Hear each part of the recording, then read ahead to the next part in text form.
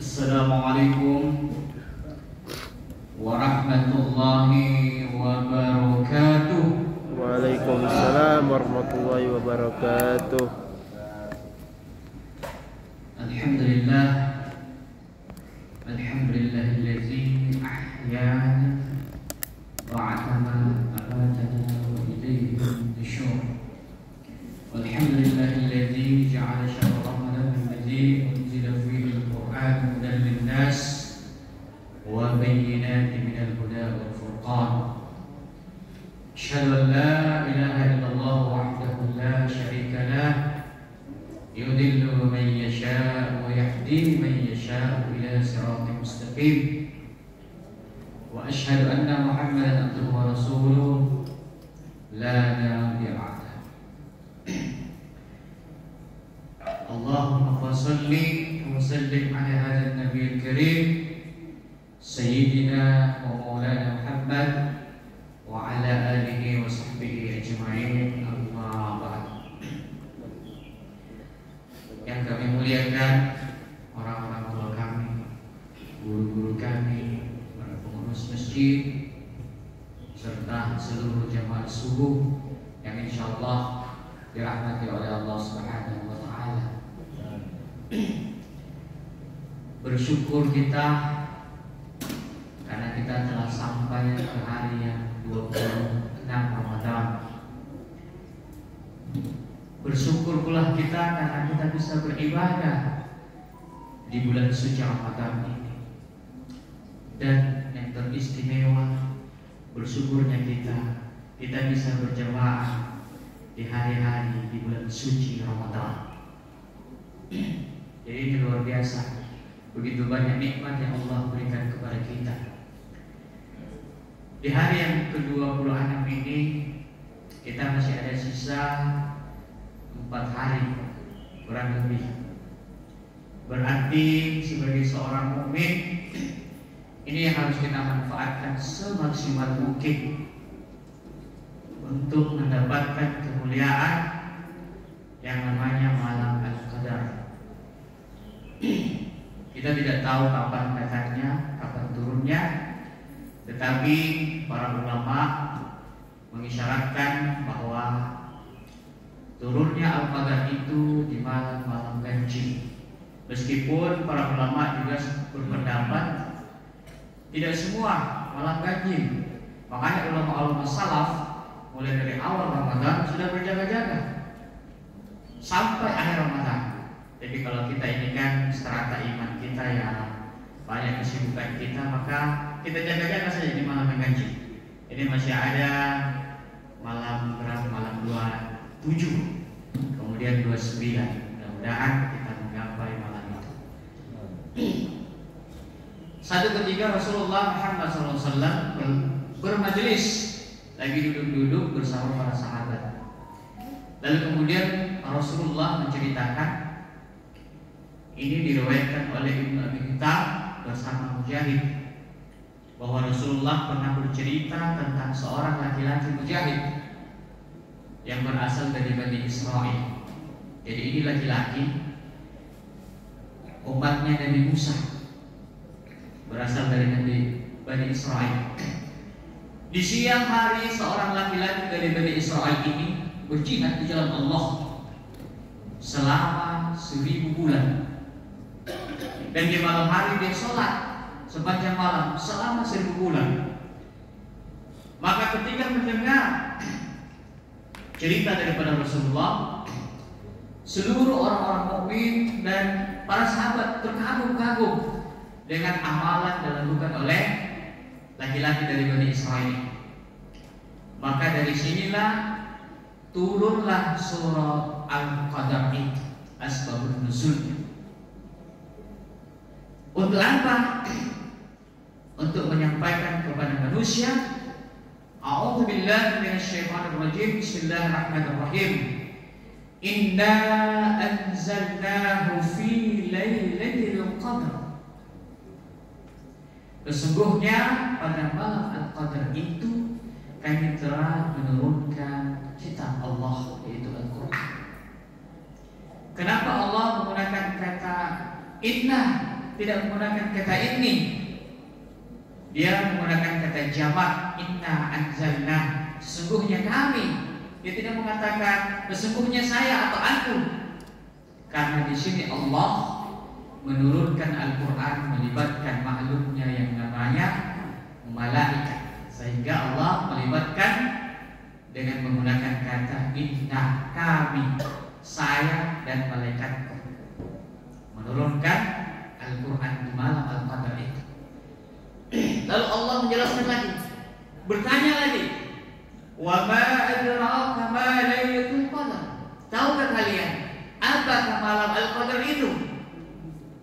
Maka Allah sendiri pula lah yang menjawab, Lailatul Qadri khairum min alfi syahr. Sesungguhnya malam Al-Qadar itu adalah malam yang lebih mulia daripada 1000 bulan. Nah, tadi Allah seakan-akan mau katakan kepada kita, mau beritahukan kepada umatnya Rasulullah bahwa tadi umatnya Nabi Musa yang di siang harinya berjihad, berperang di jalan Allah selama 1000 bulan, itu mulia yang dia lakukan amalannya. Lalu kemudian di malam harinya dia sholat sepanjang malam. Betapa mulianya, betapa besar pahala yang didapatkannya. Allah mau beritahukan bahwa itu umatnya Nabi Musa nanti dia berjihad 1000 bulan lamanya baru mendapatkan kemuliaan itu. Nanti dia sholat malam 1000 bulan lamanya baru mendapatkan kemuliaan itu sepanjang 1000 bulan. Tapi kalian ini umatnya Rasulullah Muhammad SAW, satu malam yang saya berikan kepada kalian, kalian sudah mendapatkan keutamaan lebih daripada 1000 bulan. Berarti apa? Umatnya Rasulullah adalah umat yang spesial, umat yang tidak diberikan kepada umat-umat yang lain, beda dengan umatnya Nabi-Nabi yang lain. Makanya umur umat Rasulullah ini baina sittun wa sab'un, di antara 60-70 tahun. Pendek-pendek umurnya umatnya Rasulullah. Kalaupun ada lebihnya, bonus. Jadi kalau sudah ada yang berumur 70 lebih, bonus itu, maka bersyukur kita kepada Allah Subhanahu wa taala. Memang umurnya umat Rasulullah pendek, tetapi satu malam itu, kalau kita beribadah di bulan suci Ramadan di malam Al-Qadar itu, maka sama kita beribadah kurang lebih 83 tahun. Jadi kalau sekarang umur tak 50 tahun, ditambah mami 83, berapa itu kita beribadah kepada Allah Subhanahu wa taala. Kemuliaannya lebih daripada 1000 bulan. Dan inilah yang keistimewaan umatnya Rasulullah yang tidak diberikan kepada umat-umat yang lain. Makanya kurang apanya lagi kita tidak bersyukur kepada Allah Subhanahu wa taala. Tanazzalul malaikatu war-ruhu fiha, dan di malam itu turun para malaikat. Semua para malaikat turun dipimpin oleh malaikat Jibril alaihissalam. Untuk apa? Bi'izni rabbihim, atas izin Tuhannya, min kulli amr, untuk mengurus segala sesuatu urusan yang ada di dunia ini. Jadi para ulama menjelaskan tafsirannya ini bahwa di malam Al-Qadar itu Allah sudah mengatur semua malaikat-malaikat. Malaikat Jibril dia memimpin para malaikat untuk turun ke bumi ini. Makanya kata para ulama, salah satu tanda-tanda turunnya Al-Qadar itu adalah malam itu terasa hening, tidak ada suara-suara binatang. Karena kenapa? Karena pada saat itu binatang terpukau melihat pemandangan bahwa bumi ini dipenuhi oleh malaikat-malaikatnya Allah Subhanahu wa taala. Jadi itu kelebihannya binatang Bapak Ibu.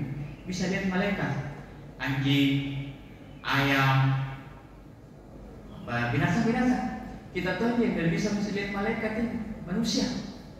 Seandainya kita bisa lihat malaikat, mungkin tidak mau pergi pulang ke rumah dan di masjid kita terus beribadah. Nah, oleh sebab itu semua malaikat turun. Makanya katanya bumi ini dipenuhi oleh para malaikat, sehingga terpukaulah seluruh binatang-binatang, tidak ada suaranya, takjub melihat begitu betapa indahnya malaikat-malaikat yang turun dari langit. Itu apa? Mengantar yang namanya Al-Qadar itu, kemuliaan. Lalu kemudian selain malaikat Jibril sudah diatur, malaikat Mikail ditugaskan untuk apa di 1 tahun ini ke depannya. Anggaplah PJPT 2, pembangunan jangka panjang tahap kedua ke depannya. Sudah diatur malaikat Mikail tugasnya apa? Menurunkan rezeki-rezeki kepada hamba-hamba Allah. Jadi sudah ditaruh rezeki kita berapa? Jadi malaikat sudah kasih rezekinya. Fulan bin fulan rezekinya ini. Lalu kemudian apa lagi tugasnya? Menurunkan, bertugas untuk mengatur musim-musim di dunia. Ada musim dingin, musim penghujan, musim semi, musim salju. Pokoknya musim-musiman. Musim duren, musim langsat. Sekarang langsat kan 35.000 1 kilo, tapi di bawahnya bunyong. Tapi alhamdulillah sepanjang ini tidak ada di langsat selain timbangan ustaz. Nah, dulu kan di Urip itu selalu ada langsat 5.000 1 kilo timbangan ustaz. Maaf ya Ustaz, dijual lain namanya.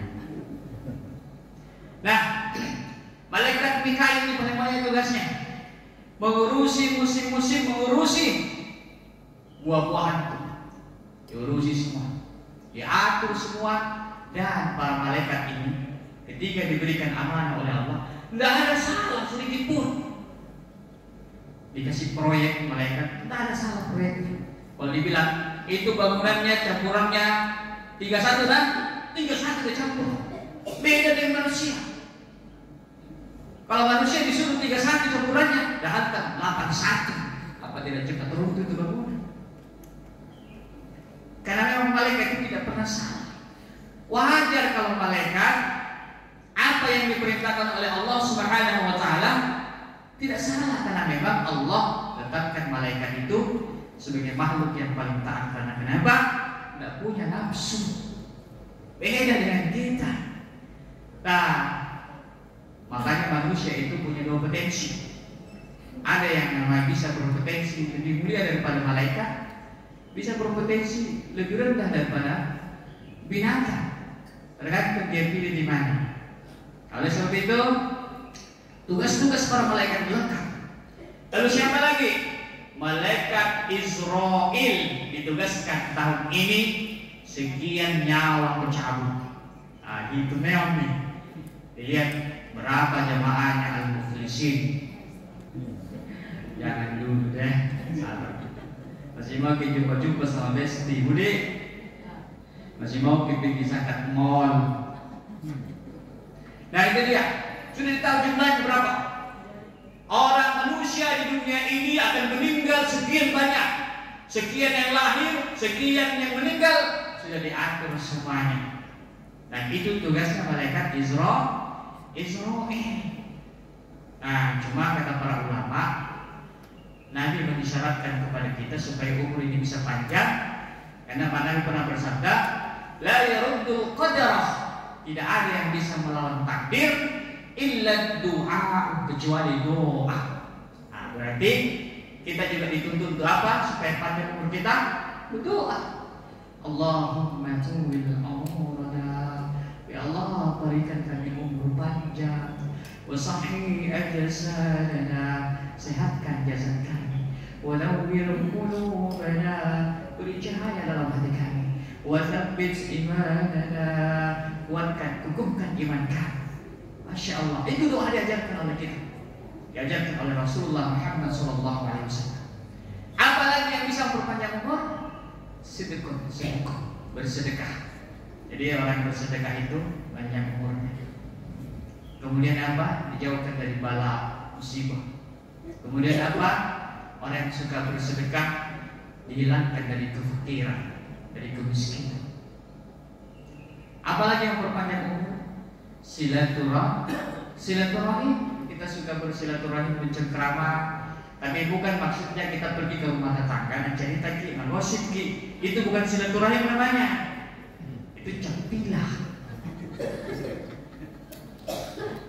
Yang bersilaturahim itu kalau misalkan ibu di sebelah rumah di jalan kotek, ke sana mesti assalamualaikum waalaikumsalam. Berapa juz yang kita baca tadi malam? Wah, itu silaturahim namanya. Baru 3 juz. Kita ya baru 2 juz. Dia mau tambah tuh nanti saya. Karena sedikit ditambah main nih. Alhamdulillah. Itu bersilaturahim. Tapi kalau cerita di sana, Malaysia kau mana sana. Selalu memiliki cowok tidak pernah nak kasih di bau yang ke rumah. Nah, itu. Malaikat Israel sudah ditentukan 1 tahun ini berapa tugasnya dia mencabut nyawa. Lalu kemudian malaikat apa lagi? Mungkar dan Nakir. Malaikat Mungkar Nakir tugasnya apa, Bu? Bertanya di alam kubur. Tugasnya itu toh. Jadi 1 tahun ini malaikat Mungkar Nakir sudah ditahu berapa orang ditanya di alam kubur nanti. Nah, ada pendapat ulama mengatakan bahwa ada sedikit perbedaan antara Mungkar dan Nakir. Kalau malaikat Mungkar itu tugasnya nanti bertanya di alam kubur bagi siapa hamba Allah yang meninggal dunia bejat tidak sempat bertaubat. Artinya orang yang bermaksiat meninggal tidak bertaubat, bagiannya Mungkar itu. Itu katanya para ulama, parasnya itu Mungkar. Baru kita lihat mukanya, rontok itu lantak. Sakit apa? Saking seramnya itu malaikat Mungkar. Nah, lalu kemudian malaikat Nakir apa bedanya sedikit? Sama-sama bertanya di alam kubur, cuma malaikat Nakir tugasnya bertanya kepada hamba Allah yang sudah bertaubat, yang soleh. Nah, jadi nanti bagus di situ malaikat Mungkar Nakir. Kalian siapa yang datang ini? Jamaahnya al-mukhlisin. Bagian penakir karena orang-orang baik. Nah, bakal ditanya lah. Mungkar Nakir kan pertanyaannya beda. Artinya intonasi bertanya beda, sama pertanyaannya. Kalau Nakir bertanya, ya fulan bin fulan, man rabbuka? Wahai fulan bin fulan, siapa Tuhanmu? Halus-halus cara bertanya. Tapi kalau bukan, ya fulan bin fulan, man rabbuka? Ini baru bertanya begitu, rontok bikin. Kenapa senang sekali kata? Nauzubillah wa nauzubillah. Oleh sebab itu kita berlindung kepada Allah supaya kita nanti mendapatkan pertanyaan di alam kubur, pertanyaan yang halus-halus. Amin ya rabbal alamin. Lalu kemudian siapa lagi malaikat yang ditugaskan oleh Allah di muka bumi ini untuk mengurus manusia? Ada namanya malaikat Raqib dan Atid. Raqib tugasnya apa? Mencatat amalan kebaikan manusia. Catat. Mama Nayanu baru rencana mau bawa sedekah di masjid, dicatat kebaikan. Mama Nayanu baru rencana mau gosip, baru dikasih gini pulpennya. Nanti dilaksanakan gosip, baru dicatat. Jadi itu bedanya. Kebaikan baru direncanakan, dicatat kebaikan, satu kebaikan. Keburukan baru direncanakan, belum. Nanti dilaksanakan atau dikerjakan keburukan, baru dicatat. Jadi memang kita ini tidak bisa terpisah dari malaikat. Jadi itu malaikat tidak bisa terpisah dari manusia di satu sisi. Tapi di sisi lain kita juga tidak bisa terpisah dengan syaitan.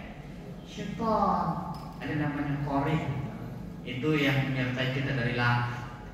Dan itu sekarang dia sudah pintar juga menjelma. Dia mengikuti manusia dimanapun kapanpun berada, termasuk dalam masjid. Pintar itu. Dan yang media yang paling dia suka masuk itu adalah HP. Iya. Itu kalau HP, pulang saya juga sering-sering dimasuki HP. Karena kenapa? Pulang ceramah jam 11, dari tangan nonton. Jam 12. Sadai-sadai bilang saya katanya baca Quran, katanya ada 3 halaman aku baca. Panggil godaan yang HP mentong. Termasuk itu HP. Kalau ada ustaz ceramah, dia bilang, lihat kak, yang boleh dengar itu ustaz ceramah. Itu juga gunanya. Oleh sebab itu, maka banyak media-media syaitan itu mengikuti manusia. Nah, kita berlindung kepada Allah supaya kita ini condong kepada sifat-sifatnya malaikat. Nah, ada yang kemudian yang terakhir, malaikat-malaikat yang ditugaskan oleh Allah Subhanahu wa taala, yaitu malaikat Malik. Tugasnya apa? Menjaga neraka. Malaikat Ridwan, bukan Ridwan, maaf kalau Ridwan baik-baik di sini, menjaga pintu surga. Lalu kemudian malaikat Israfil. Israfil kerjanya apa? Meniup sangkakala. Nah, itu dah tugas-tugasnya. Semua malaikat ini di malam Al-Qadar itu sudah diatur oleh Allah Subhanahu wa taala. Kerjakan semua tugas-tugas kalian dan tidak pernah salah sedikit pun pekerjaan daripada malaikat itu, atas izin Tuhannya, atas izin Allah Subhanahu wa taala. Salamun hiya hatta matla'il fajr. Selamat sejahtera orang-orang yang ketika beribadah sampai terbitnya fajar. Orang yang menghidupkan malam itu, maka mereka mendapatkan kesejahteraan dunia dan kesejahteraan akhirat. Jadi siapa yang menghidupkan malam di malam Al-Qadar itu, maka dia mendapatkan kemuliaan 83 tahun kurang lebih beribadah kepada Allah Subhanahu wa taala, dan ibadahnya diterima di sisi Allah Subhanahu wa taala. Oleh sebab itu kita meminta kepada Allah dan kita berdoa kepada Allah, semoga kita lah, anak-anak cucu kita, keluarga kita semua masuk dalam golongan hamba-hamba Allah yang diberikan kemuliaan di malam Al-Qadar itu. Amin ya rabbal alamin. Mudah-mudahan bermanfaat. Mungkin ada diskusi. Ada diskusi deh. Tanya-tanya yang gampang ku jawab, nah yang tidak gampang ku jawab ada di guru menjawab nanti. Saya diajar sama beliau, dididik sama beliau mulai dari 2013. Sudah 11 tahun sama beliau. Dan luar biasa, hari ini saya sudah bisa kemana-mana ceramah dari beliau. Jadi gurunya hebat dan alhamdulillah anaknya saya yang sudah bisa kemana-mana. Amin ya rabbal alamin. Mudah-mudahan bermanfaat. Kekurangan banyak sekali, insyaallah kita lanjutkan. Sebelum itu saya tutup dulu. Wassalamualaikum warahmatullahi wabarakatuh.